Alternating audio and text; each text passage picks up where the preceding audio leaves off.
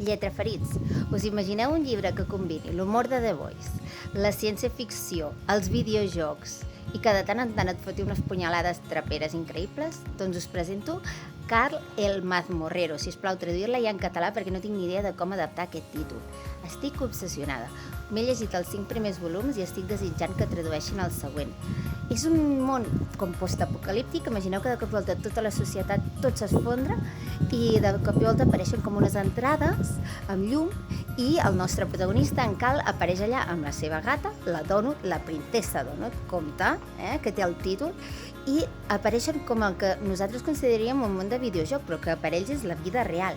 I han de sobreviure enfrontant-se amb enemics, s'han de fer equipament, han d'evolucionar, i de tant en tant el curiós és que quan et penses que tot és una broma, estàs en aquest humor absurd i tal, de cop i volta et trobes una escena aquelles que dius com és possible? M'encanta la combinació dels dos, de les estratègies, de les tàctiques. És una història super sorprenent que m'ha enganxat moltíssim i trobo ideal per aquest estiu. Per tant, si no sabeu que llegiu La platja, aquí teniu.